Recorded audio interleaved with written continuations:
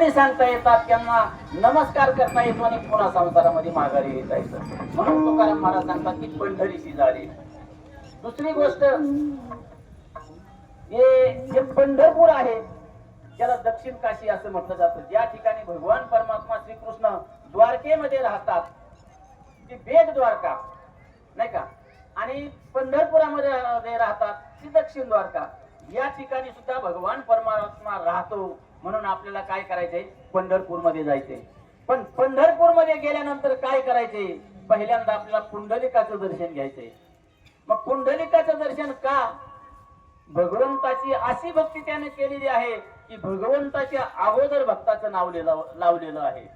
आपण जेवताना काय म्हणतो, पुंडलिक वरदेहारी, अगोदर पुंडलिकाचं नाव आहे. हे पुंडलिका माऊली ज्ञानेश्वर महाराज, तुकाराम महाराज सांगतात की भगवंता तू 28 युगे विटेवर आहेस, म्हणजे कवर उभा राहणार, त्या पुंडलिकाला वर दे म्हणजे तुला थांबता येईल. म्हणून पुंडलिक वरदेहारी विठ्ठल श्री ज्ञानदेव तुकाराम, म्हणजे पुंडलिकाचं पहिल्यांदा दर्शन घेतलं जातं. मग पुंडलिकाचं दर्शन पहिल्यांदा का बरं, एवढे त्याच्यामध्ये काय महात्म्य आहे. तर पुंडलिकाने आई वडिलांची अशी सेवा केली की सुरुवातीला पुंडलिक सुद्धा आपल्यासारखंच आई वडिलांना सांभाळत होता, म्हणजे चांगली सेवा करत नव्हता. पण पत्नीला घेऊन काशीला गेला, त्याच्याही पुढे आई वडील गेले होते. पुंडलिकाला म्हटला की मला जायचं नाही. आई वडील पंढरपूरला कसे तरी गेले, पण जाता असताना पुंडलिकाला वाटलं मलाही जावं, म्हणून तो पत्नीला घेऊन गेला आणि रस्त्यामध्ये एका कुक्कुट ऋषींच्या आश्रमामध्ये थांबला. आता त्या कुक्कुट ऋषींच्या आश्रमामध्ये थांबल्यानंतर पुंडलिक महान का आहे ते सांगतो. पुंडलिक रात्रभर त्या ठिकाणी झोपला नाही, बाकीचे सर्व झोपी गेले. त्यांनी पाहिलं रात्री 12च्या नंतर 3 स्त्रिया त्या आश्रमामध्ये एकदम फाटक्या कपड्यामध्ये मलिन मळकटलेल्या आल्या. त्यानं मनामध्ये विचार केला की या स्त्रिया कशा करता आल्या असतील, आणि थोड्या वेळानं सर्व त्यांनी आश्रम वगैरे झाडून काढला त्या कुक्कुट ऋषींचा, आणि परत जाताना एकदम सुंदर अशा देवांगनासारख्या चालल्या. पुंडलिक आडवा गेला आणि सांगितलं की मातांनो तुम्ही कोण आहात. जाता येताना मळकट होऊन आलात आणि जाताना पवित्र होऊन चाललात. त्यावेळेस त्या महिलांनी सांगितलं की आम्ही गंगा यमुना आणि सरस्वती आहोत. आमच्यामध्ये लोक आंघोळ्या करतात, पाप सोडतात आणि आम्ही मलिन होतो. पण या कुक्कुट ऋषींच्या आश्रमामध्ये आलो की त्या आश्रमातली धूळ आमच्या अंगावर पडली की आम्ही पवित्र होतो. का, तर त्या कुक्कुट ऋषींच्या पदस्पर्शाने ती धूळ पावन झालेली आहे. आणि कुक्कुट ऋषी काय करतात, तर आई वडिलांची सेवा करतात, म्हणून त्यांच्या चरण धुळीला एवढं महत्व आहे. तिथून पुढे त्या पुंडलिकाचे डोळे उघडले आणि आई वडिलांची अशी सेवा करू लागला की ते अशी सेवा करू लागला की भगवान परमात्मा पांडुरंगाला सुद्धा वैकुंठाहून पंढरपूर मध्ये यावं लागलं त्या भक्तासाठी. म्हणून आपल्याला काय करायचंय, पहिल्यांदा गेल्यानंतर त्या पुंडलिकाचं दर्शन घ्यायचे. पण नुसतं दर्शन नाही घ्यायचं, पुंडलिकानं काय केलं ते आपल्याला करायचं आहे. नसेल आपल्या आई वडिलांची आपल्या तारांबळीमुळे हेळसांड झाली असेल, पण पुंडलिकाचं दर्शन घेऊन परत आल्यानंतर तरी आपल्याला आपल्या आई वडिलांची सेवा करता आली पाहिजे, चांगला सांभाळ करता आला पाहिजे. तो आपल्याला तिथून बोध घ्यायचा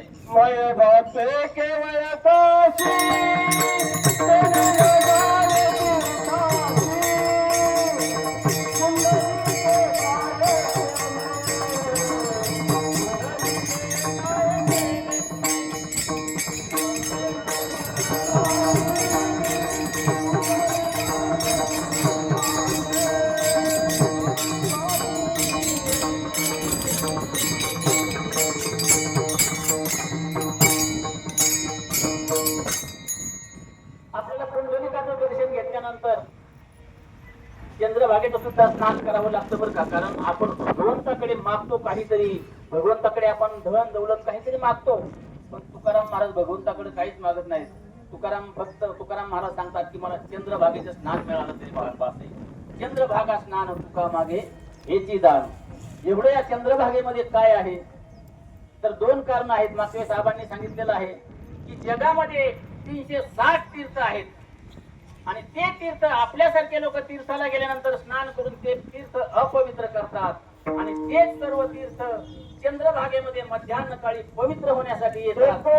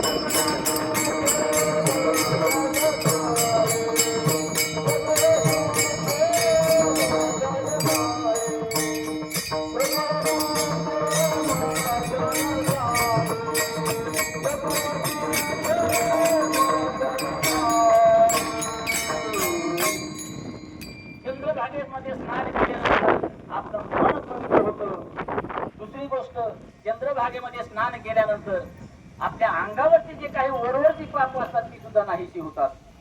कारण कुंडलिकाच्या समोर एक छोटस तीर्थ आहे चंद्रभागेमध्ये, त्याला लोहदंड तीर्थ असं म्हटलं जातं. एकदा देवादिदेव इंद्रदेवानं गौतम ऋषींची पत्नी अहिल्या हिचं पातिव्रत्य भंग केलं होतं. आणि मग गौतम ऋषींनी इंद्रदेवाला शाप दिला होता की तुझ्या अंगावरती हजारो भग पडतील.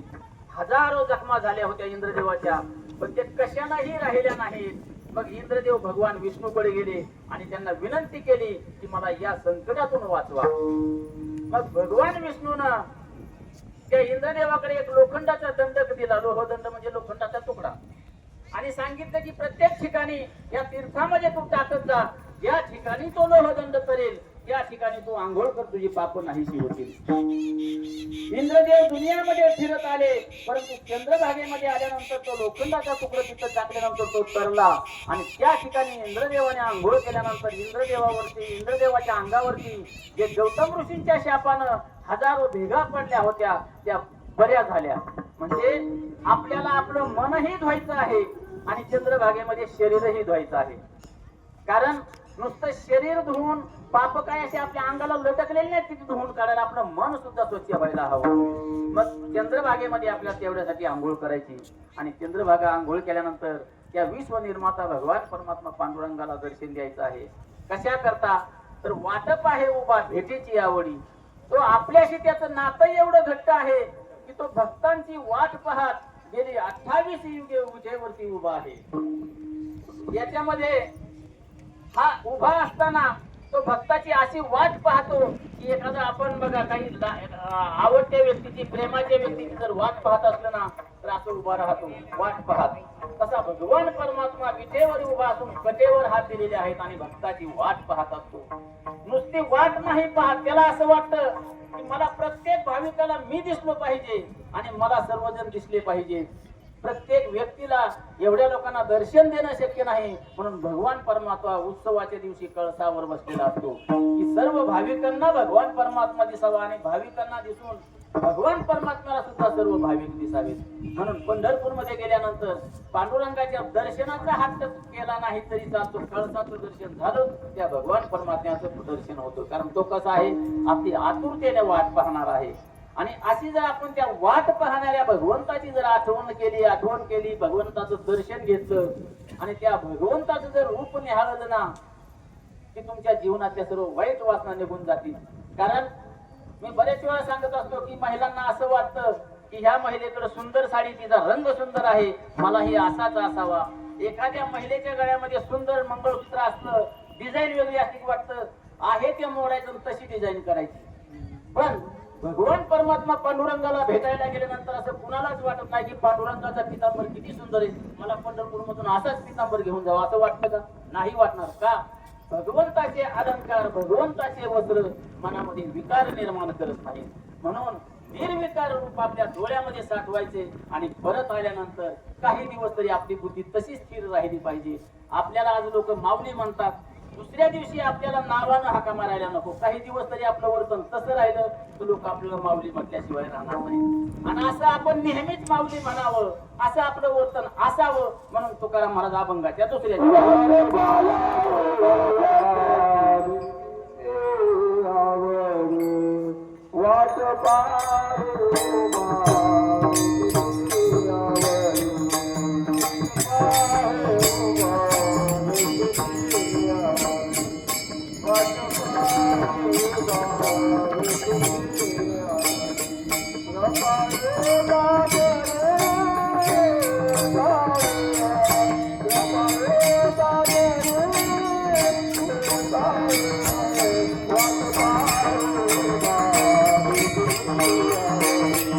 Wow.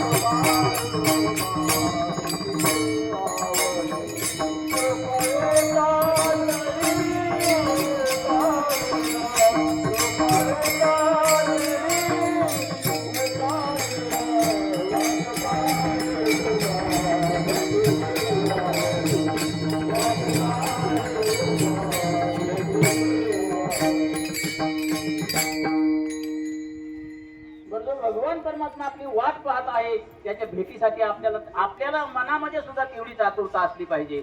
कारण तो कमरेवर हात दिलेले आहेत आणि आपल्याला सांगत आहे, बोध करत आहे की या संसार रूपी भवसागरामध्ये कमरे इतकंच पाणी आहे, याच्यामध्ये कुणीही बुडणार नाही. म्हणून संसार सोडू नका, संसार करा आणि संसार करत करत भगवंताची भक्ती करा. मग असं जर केलं तर तो आपला सोयरा झाल्याशिवाय राहणार नाही. कारण भगवान परमात्मा कोणाचा सोयरा आहे? दिनांचा सोयरा पांडुरंग. आपल्यासारखे सर्वसामान्य माणसांचा सोयरा होतो, टाटा बिर्ला सारख्यांचा नाही होणार, कारण आपल्यामध्ये तो भाव आहे. मग भगवान परमात्मा असा कोणाचा सोयरा झालेला आहे का? झालेला आहे. नामदेव महाराजांचा सोयरा बनलेला आहे. कारण नामदेव महाराज असं काही भगवंताची भक्ती करायची, भगवंताचं कीर्तन करायचे की भगवंताचं नामदेवाचं कीर्तन चालू असताना भगवान परमात्मा नामदेवाच्या कीर्तनामध्ये नामदेव कीर्तन करी पुढे देवनाचे पांडुरंग. नामदेव कीर्तन करी पुढे देवनाचे पांडुरंग. नामदेव कीर्तन करी पुढे देवनाचे पांडुरंग. नामदेव कीर्तन करी देवनाचे पांडुरंग.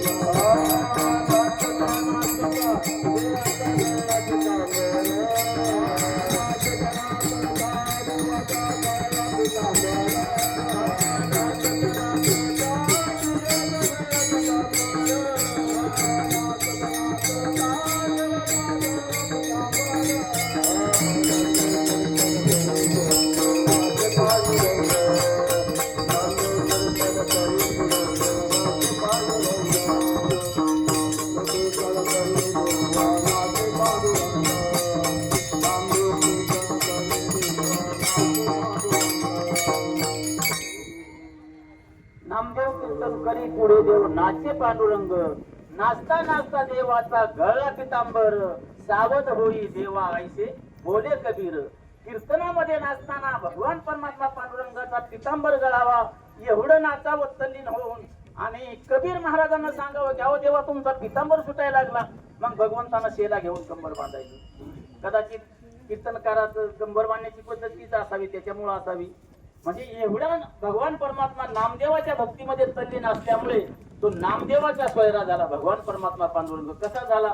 नामदेव महाराज लग्नाच्या वयामध्ये आले आणि नामदेव महाराजांचे वडील दामा शेट्टी भगवान परमात्मा पांडुरंगाकडे गेले आणि म्हणले, भगवंता माझी असती 18-20 दारिद्र्य, घरात 14 माणसं खायला, 5 जणी खायला नाही, आणि लग्न कसं करणार? नामदेवाचं तर लग्न व्हायला पाहिजे, तुमची जबाबदारी. भगवान परमात्म्यानं सांगितलं, मला 3 दिवसाची दामा शेट्टी 3 दिवसाची मला मुदत दे. 3 दिवसानंतर भगवान परमात्मा बिदरच्या बादशहाकडे गेला, बाबूराव शेठकडे गेला आणि त्या बाबूराव शेठला सांगितलं की मी दामा शेट्टीचा गुमास्ता आहे, म्हणजे मी दामा शेट्टीचा नोकर आहे असं सांगितलं. आणि जाताना त्या भगवान परमात्म्याच्या खांद्यावरची घोंगडीला हिरे माणिक मोती त्या हे असतात ना, काय म्हणतो आपण, रश्या त्याला लटकवलेल्या, फेट्याला हिरे माणिक मोती रत्नजडीत जडवलेले, बुटाला माणिक मोती धाग्याने केलेले. त्या बाबूराव शेठला असं वाटलं की नामदेव महाराजांचा म्हणजे दामा शेट्टींचा गुमास्ता, त्यांचा नोकर जरी एवढा श्रीमंत आहे तर दामा शेट्टी किती श्रीमंत आहे, आणि अशा श्रीमंताच्या घरी आपली मुलगी जाते. म्हणून ते बाबूराव शेठ तयार झाले नामदेव महाराजांना हे करा, मुलगी द्यायला. ठीक आहे म्हणले, तुमच्या लग्नाला लोक किती येतील? त्यांनी सांगितलं 33 कोटी अजून येतील, कारण देवच 33 कोटी. भगवान श्रीकृष्णच पांडुरंग आहे. मग भगवान श्रीकृष्णाच्या पत्न्या 16,108 त्या सुद्धा लग्नाला येतील, एवढं वराड येतील. आता हे वराड न्यायचं कसं? मग पांडुरंगाने हनुमंतरायाला विनंती केली, तू लक्ष्मणाला वाचवण्यासाठी द्रोणागिरी पर्वत उतरून आणला होता, तू हे सर्व गबाळ घेऊन त्या बिदरला जायचे, काय हरकत नाही म्हटले. आणि अशा प्रकारे लग्नाचा सोहळा झाला. भगवान परमात्मा नामदेवाचा सोयरा बनला आणि नामदेव महाराजांचं लग्न लागलं. सर्वजण पुन्हा आल्यानंतर गोपाळपुऱ्यामध्ये नामदेव महाराजांची झोपडी दामा शेट्टीची त्यांची. लोकांनी त्यांच्या दिवाणजीनी, बाबूराव शेठच्या दिवाणजीनी सांगितलं, परत जाऊन आपली फसवणूक झाली, म्हणले हे खूप गरीब आहे, त्यांच्याकडे काही नाहीये. मग बाबूराव शेठ स्वतः बघायला आला आणि पंढरपूरमध्ये आल्यानंतर त्यानं लांबूनच पाहिलं, अरे पंढरपूर एवढं झळकतंय, झळझळीत सोनं सळा सगळे सोन्याचे शिखर दिसायला लागले. बाबूराव शेठने सांगितलं, काय हरकत नाही, मी फसलो तरी चालेल, दिली माझी मुलगी. म्हणजे की भगवान परमात्मा पांडुरंग जर गरीब माणसांचा सोयरा होतो. आपण एवढ्याला आपण पावसामध्ये भिजत आलो, मग आपला सोयरा होणार नाही का? होणार. पण आपला जीवनामध्ये तेवढा भाव असला पाहिजे आणि तो भाव आपल्या जीवनामध्ये टिकून राहिला पाहिजे. म्हणून तुकाराम महाराज काय सांगतात की भगवान परमात्मा वाट पाहतो आहे, पण तो वाट पाहत असला तरी कसा आहे? पांडुरंग कृपाळू आहे, उतावीळ आहे, तातडी आहे त्याच्याकडे. मग भगवान परमात्म्याकडे उतावीळ कसा आहे? तर तो आपली वाट पाहत आहे. आणि तातडी कशी आहे? बघा, एखाद्याकडे आपण गेलो आणि म्हटलं की बाबा मला 5,000ची गरज आहे, आता तू असं कर, मी कालच कोणाला तरी दिली आहे, तू 2-4 दिवसांनी किंवा पुढच्या महिन्यात मी तुला देईल, असं म्हणतो का नाही? तातडीने लगेच काढून देतो का? नाही. पण भगवान परमात्मा तसं नाही. गोरोबा काकांची म्हणजे तातडी कशी सांगतो? गोरोबा काकांनी काय केलं होतं? त्यांची पत्नी रामी आणि संती विठोबाची आण घातली होती की माझ्या शरीराला स्पर्श करताल तर तुम्हाला विठोबाची आण आहे. आणि चुकून दोन्ही पत्न्या शेजारी झोपल्या आणि गोरोबा काकांचे हात त्यांच्या अंगावर पडले गेले. आणि गोरोबा काकांना जाग आल्यावर वाटलं की माझ्याकडून भगवंताची शपथ मोडली, हे हात स्पर्श करायला नाही पाहिजे, पण त्यांना स्पर्श केला. मग हे हात ठेवून काय करायचे? त्यांनी एका झाडाला कोयता बांधून असे दोन्ही हात इथून तोडून टाकले नामदेव महाराज आपल्या गोरोबा काकांना. मग गोरोबा काकांना काही दिवसानंतर भगवान परमात्मा पांडुरंगाला भेटायला गेले. आता त्यांचं मूल चिखला तोडवलं, तोही भाग वेगळा. आणि मग गेल्यानंतर वाळवंटामध्ये नामदेव महाराजांचं कीर्तन चालू होतं. आणि कीर्तन असं रंगात आलं की सगळेजण टाळ्या वाजू लागले. पण गोरोबा काकांना टाळ्या वाजवायला हात कुठे? छोट्या हाताने असं करू लागले. भगवान परमात्म्यानं ते पाहिलं आणि तात्काळ भगवान परमात्म्यानं त्या गोरोबा काकांना दोन्ही हात निर्माण केले. आणि गोरोबा काका त्या नामदेव महाराजांच्या कीर्तनामध्ये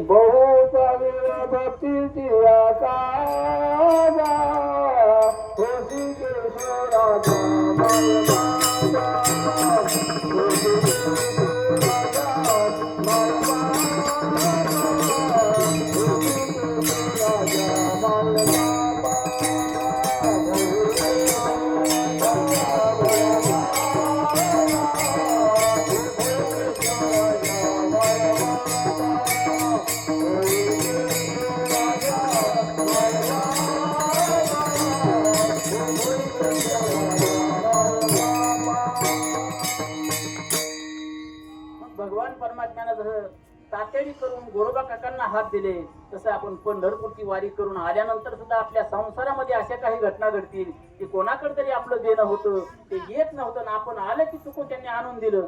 त्यावेळेस असं म्हणा की भगवंताच्या कृपेनं माझे गेलेले पैसे आले, असं म्हणू नका. आपली हिंमतच तेवढी, त्यांनी घाबरून आणून दिले का नाही असं म्हणू नका. त्या भगवान परमात्म्यामुळे मला मिळालं असं जर म्हटलं तर खऱ्या अर्थानं त्या भगवंताकडे तातडी आहे असं आपल्याला मानता येईल.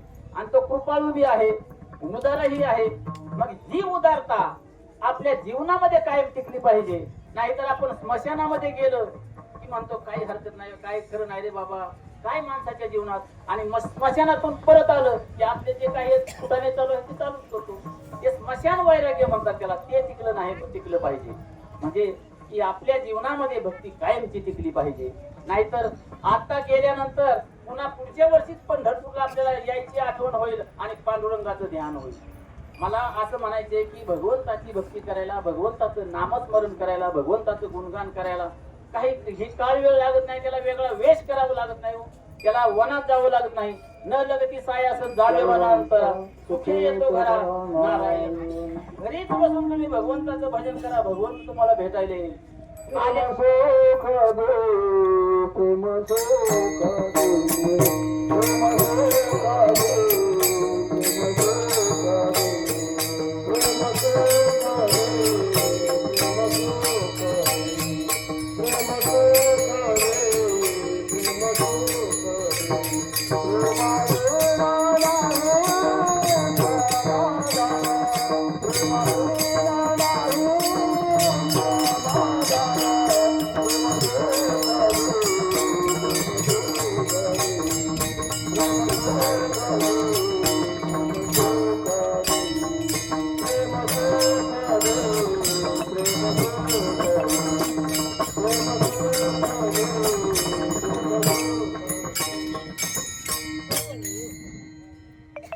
तुमचं आमचं प्रेम आपल्याला सुख देणार नाही, आपल्या भगवंताचं प्रेम सुख देणार. कारण तुमचं आमचं सुख कसं आहे, देण्या घेण्याच्या व्यवहारावरती आपल्याला सुख आहे.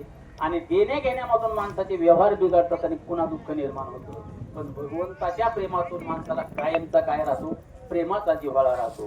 कारण मी आता सांगितलं की सुखी येतो घरा नारायण. नुसतं घरी बसून भगवंताचं नामस्मरण केलं तरी भगवंत घरी येतो. आपल्याला माहित आहे की वसुदेवाने देवकी काही केलं नव्हतं, फक्त भगवंताची भक्ती केली होती, भगवंताचं असं नामस्मरण केलं होतं. आणि इकडे गोकुळामध्ये, मथुरेमध्ये, कंसाच्या जेलमध्ये वासुदेवाने देवकी यांना भगवान श्रीकृष्ण जन्मले. पण ती देवकीच्या समोरून भगवंताला उचललं आणि गोकुळातून नेऊन यशोदेच्या पुढे ठेवलं. यशोदेच्या घरी भगवंत आला की नाही, न मागता आला, कुणीच बोलावलं नव्हतं. वसुदेवानं भगवंताला उचललं, सुखे येतो घरा नारायण, नाही का. म्हणजे यशोदेच्या पुढे नारायण ऑटोमॅटिक येऊन राहिला. तसं भगवंताचं नामस्मरण केलं, भगवंताची भक्ती केली की आपल्याला सुद्धा भगवंत शोधण्यासाठी येईल. परंतु आपली तेवढी भक्ती असली पाहिजे. दुसरी गोष्ट, भगवंत कसा आहे, कृपाळू आहे. कृपाळू तातडी उतावीळ. मग भगवंताने तुम्ही म्हणता की अशी कुणावरती कृपा केलेली आहे का? अहो, नाथ महाराजांनी भगवंताची अशी भक्ती केली की नाथ महाराजांच्या घरी भगवान परमात्मा श्रीखंडाच्या रूपानं 36 वर्ष सेवा केली. म्हणजे नाथ महाराजांवरती सुद्धा कृपा केलेली आहे. तुकाराम महाराजांवरती सुद्धा भगवंताने अशी कृपा केलेली आहे. एक वेळेस तुकाराम महाराजांच्या वडिलांचं श्राद्ध घालायचं होतं, पण जवळ पैसा नाही. कारण हे आपलं भगवंताचं नामस्मरण करत फिरणारे संसाराकडे लक्ष नाही. ज्या दिवशी वडिलांचं श्राद्ध होतं त्या दिवशी तुकाराम महाराजांना जिजाबाईने सांगितलं की जा किराणा माल भरून घेऊन या, आज वडिलांचं श्राद्ध आहे, तुमच्या माझ्या सासऱ्यांचं श्राद्ध आहे. तुकाराम महाराज गेले. जाताना एका ठिकाणी गव्हाची कापणी चालू होती. लोक म्हणाले, हो महाराज या, थोडी मदत करू नका. तुकाराम महाराज गेले, तिथं गहू कापत बसले. इकडे 400 वर्ष श्राद्ध विसरूनच गेलं नामस्मरण करता करता. पण भगवंताचं नामस्मरण चालू असल्यामुळे भगवान परमात्मा पांडुरंगाला तुकाराम महाराजांच्या संसाराची चिंता वाटली आणि पांडुरंगानं तुकाराम महाराजांचं रूप घेतलं, हुबेहूब तुकाराम महाराज. आणि वाण्याच्या दुकानामध्ये जाऊन सर्व काही सामान भरलं, की तुपासहित, आणि सर्व गावात घरी ठेवलं सामान. जिजाबाईला वाटतं तुकाराम महाराज माझे पैसे, पण तो पांडुरंग होता, तिला कळलं नाही. आणि तुकाराम महाराजांनी सगळ्या गावाला, म्हणजे भगवान रूपी तुकाराम महाराजांनी सगळ्या गावाला आमंत्रण दिलं, आमच्याकडे जेवायला यायचं बरं का. आता लोक म्हणजे या तुकारामाच्या घरी खायची पंचायत, चुलीवर गवत उगवलंय आणि हा सगळ्या गावाला आमंत्रण देत चुकलाय. पण खरोखरच भगवान परमात्म्यानं अशी काही लीला केली की संध्याकाळी तुकाराम महाराज एक गव्हाची पेटी घेऊन आले आणि घरी पाहतो तर ती म्हणजे जिजाबाई म्हणजे ही कशाला घेऊन आले, एवढं तुम्ही सामान घरी ठेवून पुन्हा गव्हाची पेटी कशाला नाही गेला. ती म्हणजे मी नव्हतो आलो. नव्हतो कसं म्हणले, तुम्ही सामान ठेवून गेला तर तुम्हाला कसं आठवणार. माझ्या रूपामध्ये भगवान परमात्मा, म्हणजे भगवान परमात्मा भक्ताची किती काळजी घेतो, अशी भक्ताची काळजी भगवान परमात्मा आपली सुद्धा सर्वांची घेतो. मला सांगा, घरी आपल्याला मफलर न घालता बाहेर आहे, गार हवेत शिरलं की आपल्याला सर्दी होते. आपण तर पावसात वल्यामध्ये झोपलं तरी कोणाला काय नाही. हा भगवान आपली काळजी घेतोय. पण ते आपलं जाणवलं पाहिजे की भगवंताच्या कृपेने आहे.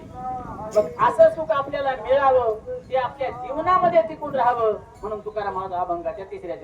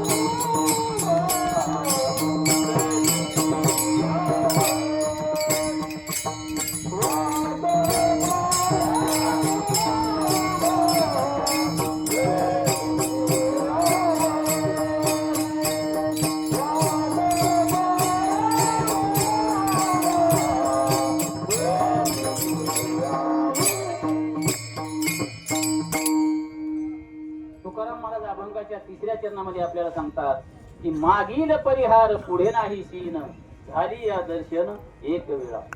भगवंताच्या दर्शनामध्ये भगवंताच्या गुणगानामध्ये एवढी ताकद आहे की भगवंताच्या दरबारामध्ये आल्यानंतर भगवंताच्या रस्त्याला लागल्यानंतर जीवनातल्या सर्व चिंता हरतात. मला सांगा आपल्यापैकी आता कोण दुःखी आहे? सर्व आनंदात आहोत की नाही?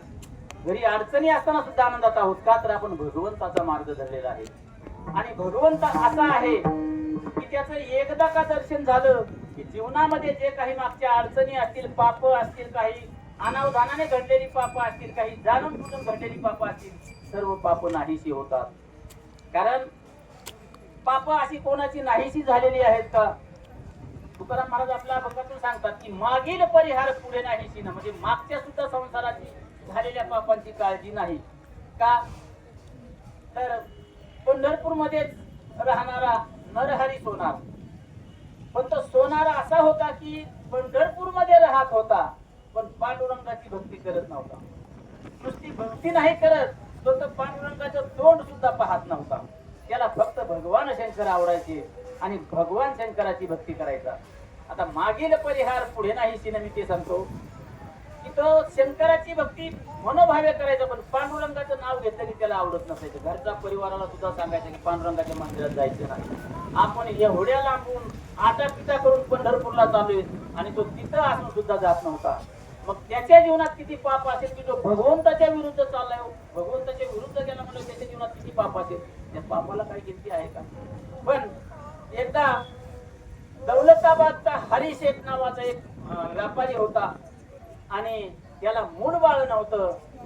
तो असाच कोणाकडे तरी जाणकार व्यक्तीकडे गेला आणि त्यांनी शंका सांगितली की माझ्या जीवनामध्ये सर्व काही मला सुख आहे, धन आहे, दौलत आहे, सर्व काही आहे, परंतु माझ्या संसारामध्ये सुख नाही, मला संतती नाही, मला मूळ बाळ नाही, काय करायला हवं? त्यानं सांगितलं, कदाचित थोडी श्रद्धा असेल, त्यानं सांगितलं की तू भगवंताला काहीतरी नवस कर, भगवान परमात्मा पांडुरंगाला काहीतरी देऊ असं कर, म्हणजे कदाचित तुला मुलबाळ होईल. मग त्या शेठना हरिशेठना पैसा भरपूर होता, मनामध्ये प्रार्थना केली की भगवंता माझ्या घरामध्ये पाळणा हवं दे, मी तुझ्या कमरेला सोन्याची साखळी बांधेल. काय हरकत नाही. भगवान परमात्म्यालाही वाटलं की माझा हे जरी सोनार जो आहे दुश्मन जरी असला तरी एक भक्त माझी भक्ती करणार आहे, त्याची श्रद्धा आहे, पण तो सोन्याची साखळी बनवायची कोणाकडे? कलाकार सुंदर असला पाहिजे, कारण हिरा शेतकर तर हरी शेतकर पैशाला कमी नाही. म्हणून त्यांनी कुणीतरी त्याला सांगितलं की पंढरपूर मध्ये नरहरी नावाचा सोनार आहे आणि एवढा उत्कृष्ट कारागीर आहे की अशी साखळी बसवेल भगवान परमात्म्याच्या कमरेला की त्याला ती शोभून दिसेल. हा तो दौलताबादचा हरिशेठ फिरत फिरत पंढरपूर मध्ये आला. नरहरी सोनाराचं घर विचारलं आणि सोनाराला सांगितलं की बाबा मला एक सोन्याची साखळी बनवायची पांडुरंगाच्या कमरेला, माझा नवस आहे, त्याच्या कृपेनं माझ्या संसार वेलीवरती एक सुंदर असं फुल उमललेलं आहे, म्हणजे मला मुलगा झालेला आहे. काय हरकत नाही म्हटला, पण त्यानं सांगितलं बाबा मला काय त्या पांडुरंगाच्या दर्शनातून जायचं नाही आणि त्याचं माप घ्यायचं नाही, मी साखळी बनवून देतो, पण तू मंदिरामध्ये जा आणि त्या पांडुरंगाच्या कमरेचं, पांडुरंगाच्या सुद्धा नाही, तुला ज्याच्या कमरेचं माप घ्यायचे ते कमरेचं माप घेऊन ये, मी साखळी बनवून आणतो. म्हणजे पांडुरंग म्हणायला सुद्धा त्याला लाज वाटत होती, कारण त्याची भक्ती भगवान शंकरावरती होती. मग त्या हरिशेठनं गेला आणि पांडुरंगाच्या कमरेचं माप दोऱ्यानं घेतलं आणि त्या सोनाराकडे दिलं. नरहरी सोनाराकडे त्याने सुंदर साखळी बनवली आणि त्या हरिशेठकडे दिली. ती साखळी घेतली आणि मंदिरात गेला. पुजाऱ्याला सांगितलं की आता भगवंताच्या कमरेवरती घाला, मागील परिहार पुढे नाही तिनं ते सांगतो. त्या पुजाऱ्याने घेतली भगवंताच्या कमरेला लावली, पण ती साखळी ढिल्ली झाली, बसे ना. त्या पुजाऱ्याने सांगितलं ही ढिल्ली झाली, याला कमी करून आणावे लागेल. पुन्हा दोरीचं माप घेतला आणि सोनाराकडे गेला. त्याने ते काय एक दोन काड्या काढायच्या, ते काढल्या, परत भूक बनवलं आणि म्हणाला आता परफेक्ट बसेल जा. पुन्हा हा हरिशेठ गेला, त्या पुजाऱ्याकडे दिली आणि कमरेला लावली तर ती साखळी कमी पडायला लागली. त्याने सांगितलं आता हे जो घडवणारा आहे तो माप घ्यायला आल्याशिवाय जमणार नाही, तुमच्याकडून माप चुकतंय. परत नरहरी सोनाराकडे आला. त्याने सांगितलं काही करा पण तुम्ही तिथपर्यंत आला, मी तुमच्या पांडुरंगाच्या मंदिरात येणार नाही. मग त्या हरिशेठने विनवणी केल्यानंतर म्हणला मी येतो, पण माझे डोळे बांधा, आणि मी मंदिरात येऊन पांडुरंगाचं तुमच्या माप घेईन. मग त्या नरहरी सोनाराचं हरी शेठनं